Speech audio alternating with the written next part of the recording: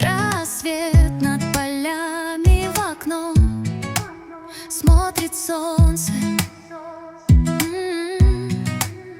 Огонь в печи, а в доме уют и покой.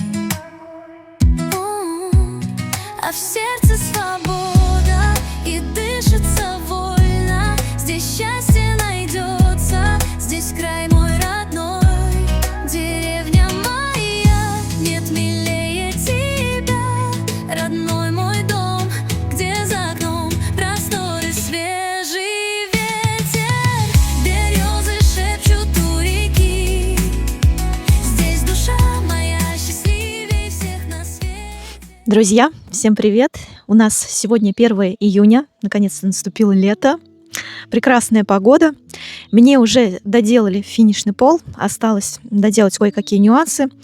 Я, конечно, не совсем довольна тем, что мне сделали, но подробнее вам я расскажу чуть попозже обо всем. Изначально я хотела сделать одно большое видео о том, как мне делали полы, но потом поняла, что оно получится слишком длинным, поэтому придется его разбить на несколько частей. Получится такой некий мини-сериал о том, как мне делали полы, о том, почему я решилась на капитальный ремонт пола. Я вам тоже расскажу подробно. Этого было не избежать, если честно. Но я и рада, что он уже сделал меня теперь добротно. Слава богу, и все хорошо. Ремонт пола мне начали делать в середине мая. Сейчас уже 1 июня, да, уже 2 недели прошло.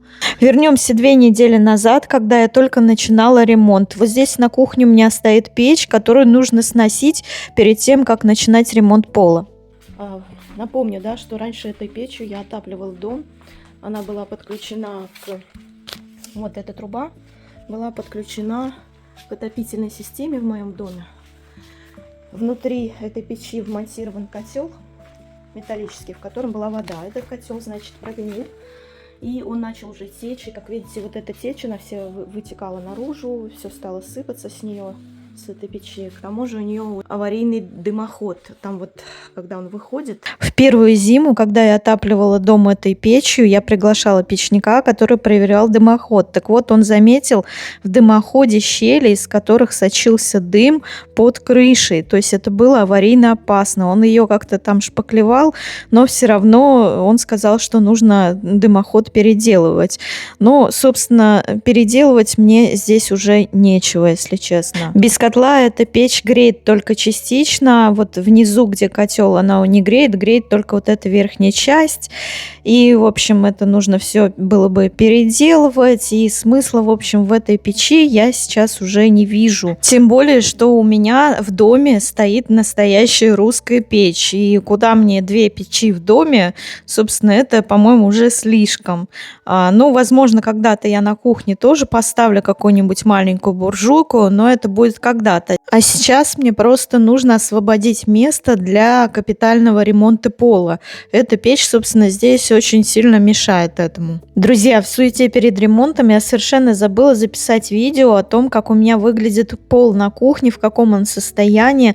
Но я уже, кстати, записывала такое видео, где подробно вам рассказывала, в каком состоянии у меня кухня, дом, пол. Вот здесь оставлю обложку этого видео. Если вы его еще не видели, пройдите, посмотрите. Ну а здесь лишь вкратце скажу, что пол на кухне у меня был в ужасном состоянии. Он был покрыт линолеумом, который весь потрескался, из-под него сочилась какая-то влага. Он был очень холодным, он проваливался в кое-каких местах, где я просто спотыкалась, даже там не мог робот-пылесос что-то почистить. В общем, пол нужно было разбирать. У меня были опасения, то, что прогнили доски, их нужно менять. По итогу это оказалось совершенно не так. Но подробнее я вам чуть попозже расскажу, что именно там обнаружилось при вскрытии. А сейчас, собственно, происходит снос печи. Снос печи начался с асбестовой трубы, которая у меня находилась на крыше. К слову сказать, вот эта асбестовая труба очень опасная. Печник мне говорил, что она взрывается от перепада температур. Если она сильно, например, нагреется, а на улице будет сильный мороз, то она может взорваться и может начаться пожар. Он мне тоже рекомендовал поменять эту трубу, но я понимала, что в скором времени я избавлюсь от этой печи, поэтому я ничего не меняла. И вот здесь вот наемные люди, в общем-то, мне начинают снимать эту асбестовую трубу наконец-то.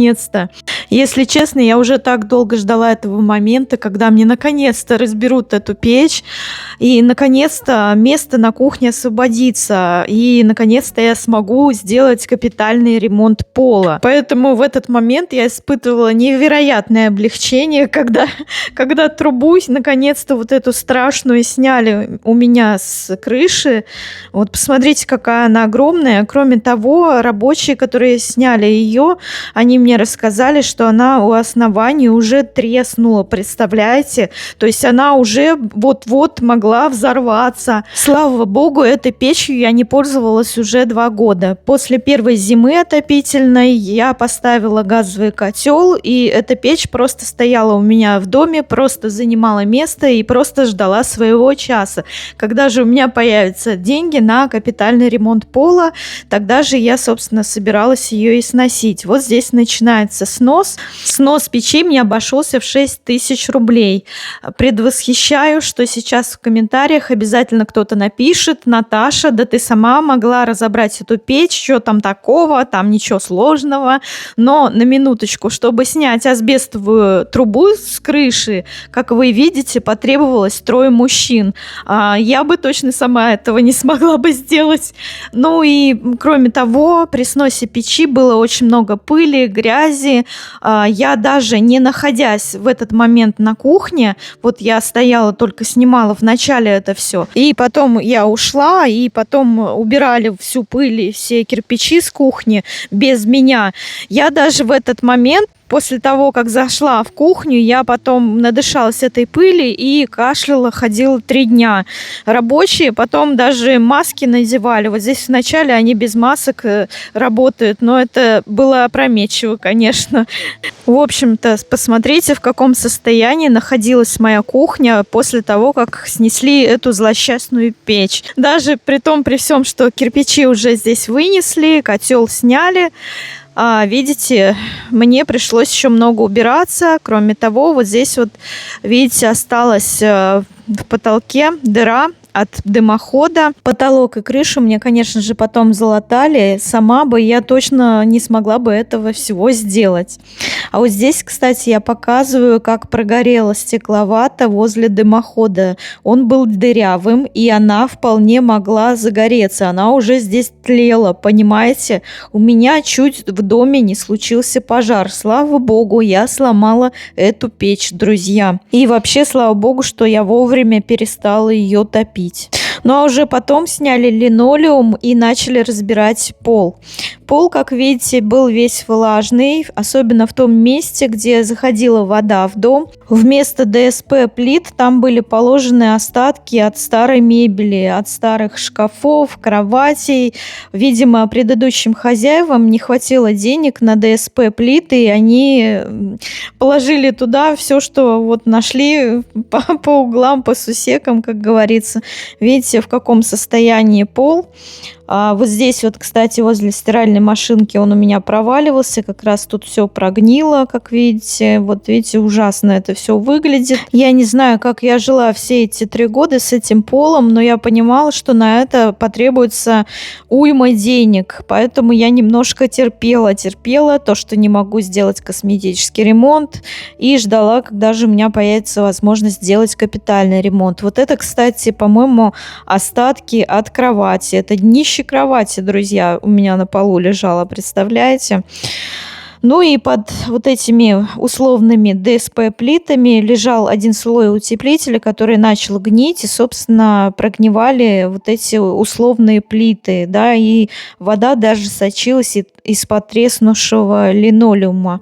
Пол, как мне сказали рабочие потом, был у меня утеплен неправильно, вообще был положен он неправильно, сделали мне потом все по-другому, но сейчас мы вскрываем пол, я вам сейчас расскажу дальше, что здесь было неправильно. Вот это тот самый угол, кстати, куда в дом заходит вода. И он, конечно же, начал гнить первым. Здесь же находится кран, который включает воду в баню, и на огород шланг тоже идет вода у меня отсюда. Оказывается, эта труба, она немножко треснула, и из нее сочилась все это время вода. Вода сочилась под пол, и вот на эти, собственно, слои утеплителя, гидроизоляции. Гидроизоляция тут, кстати, вообще не помогла.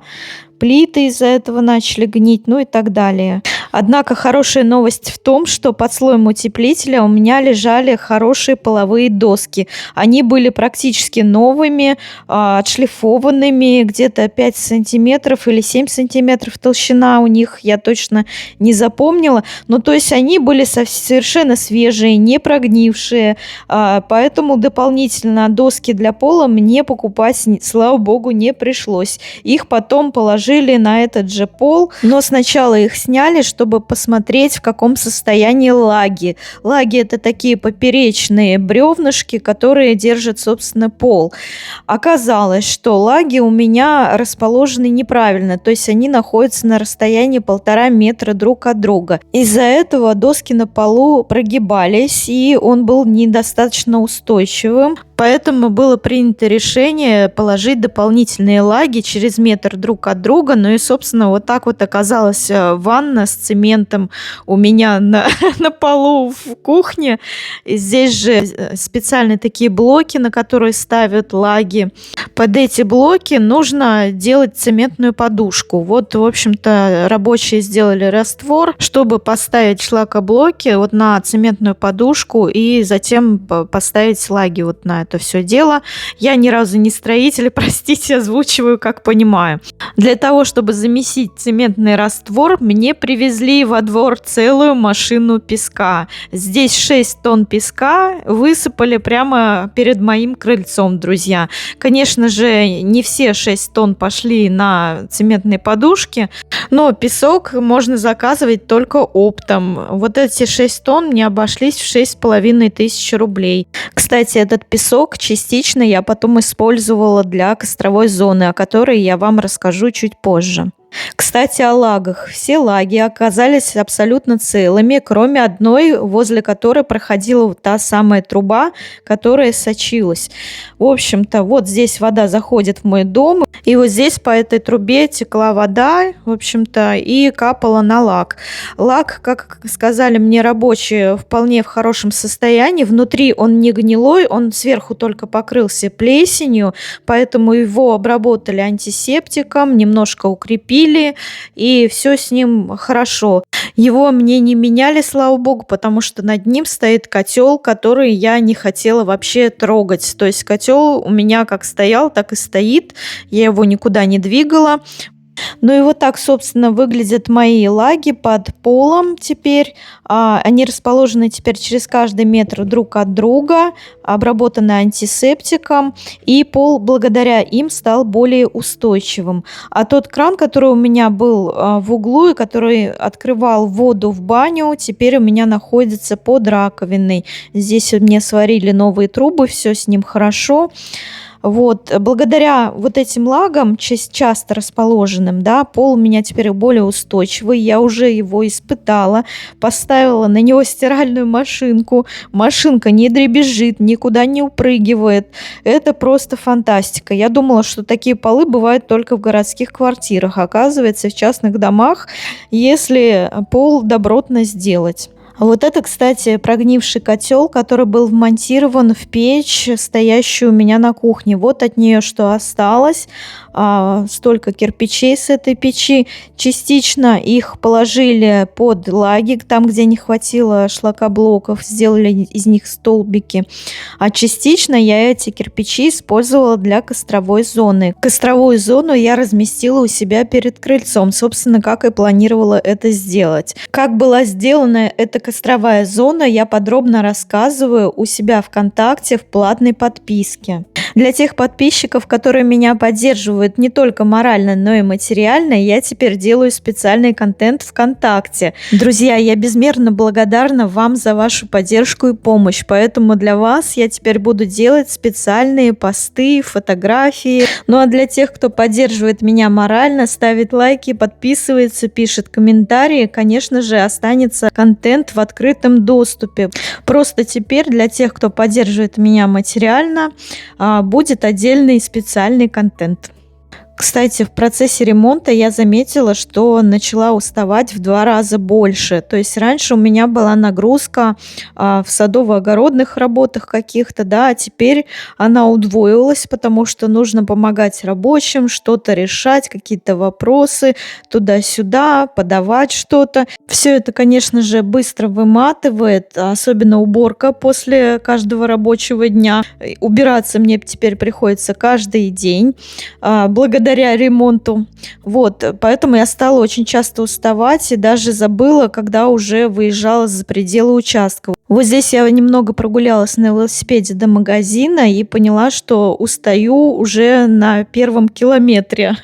Вот, поэтому мне теперь отдых очень нужен как никогда. После садово-огородных работ у меня очень сильно устают и отекают ноги.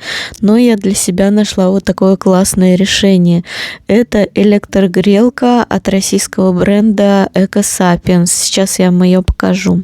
Это вот такие вот электросогревающие уги мягенькие. Вот так вот они выглядят, как один сапожок. Туда помещается нога любого размера. Они большие. Эта электрогрелка имеет эффект инфракрасного нагревателя. То есть в буквальном смысле ей можно лечить ноги, как если бы вы погрели ноги на печи, например, или в бане. Единственный нюанс: для того, чтобы погреть ноги на печи или в бане, нужно эту печь растопить или баню растопить, да, а это значит, нужно потратить физические силы. А когда под конец дня уже физических сил никаких нет, там уже ни до бани, ни до печи, лишь бы только до кровати добраться, поэтому вот эта электрогрелка, она для меня просто спасение. У нее такое мягкое, проникающее тепло, которое действует на все ткани тела. Это невероятно расслабляет нервную систему, и потом сразу хочется спать после того, как погреешь ножки в ней. Внутри есть вот такой вот мягкий съемный чехол, его можно вынимать из электрогрелки и стирать. Ой, друзья, это такой кайф, если честно. Взял спокойненько, включил в розетку, нажал на кнопочку, выбрал себе режим минимальный, средний или максимальный, и спокойненько лежишь себе в телефончике, ковыряешься или вообще засыпаешь. Что мне больше всего нравится, здесь внутри них инфракрасное излучение, которое считается очень полезным для наших клеток.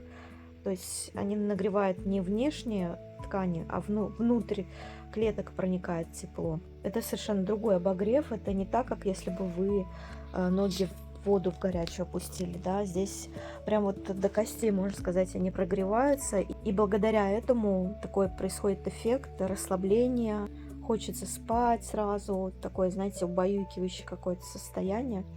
И еще что очень удобно, в пульте этой электрогрелки встроен автоматический таймер, то есть она работает 60 минут, потом автоматически отключается, и можно при желании заново включить еще один цикл, а можно просто спокойно заснуть, не переживая за то, что ее нужно отключать.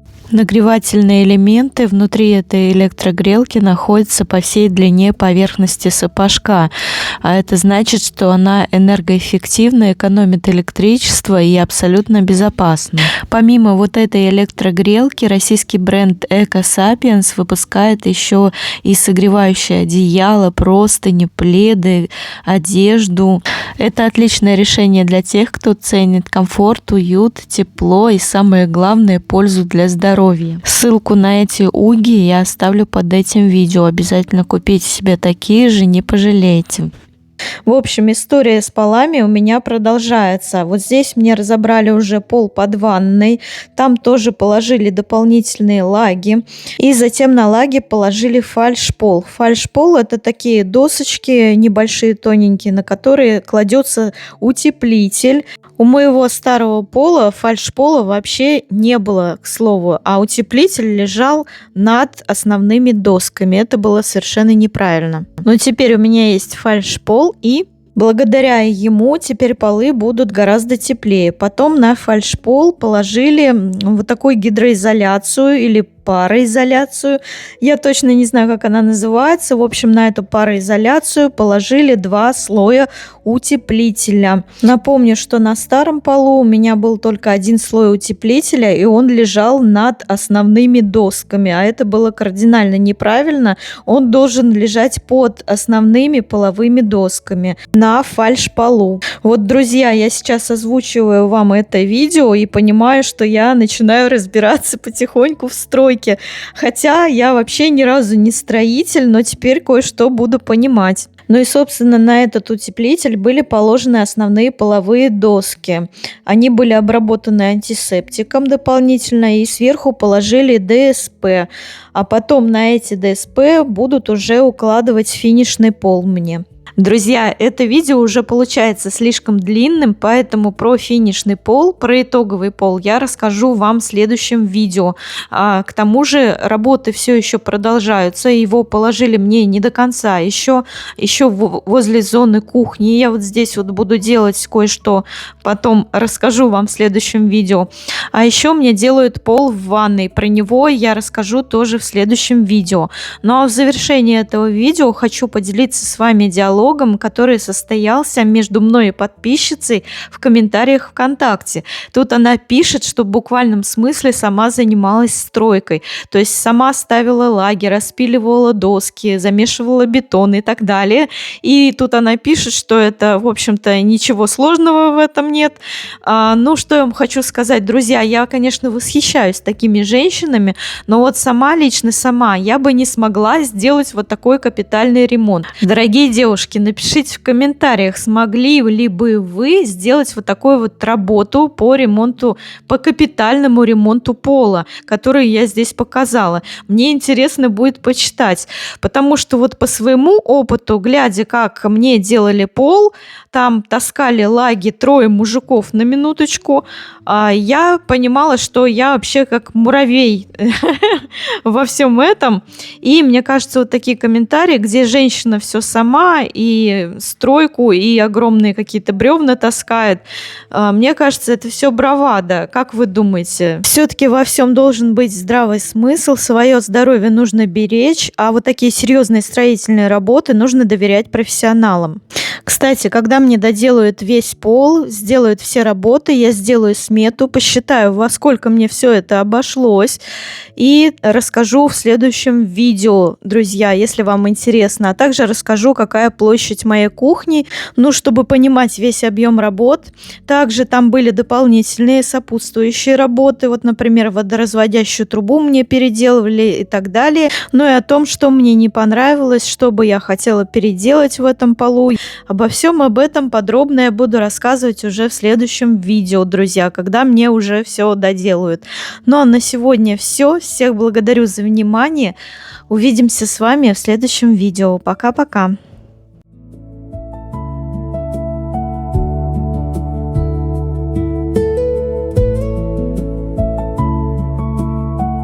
Mm-hmm.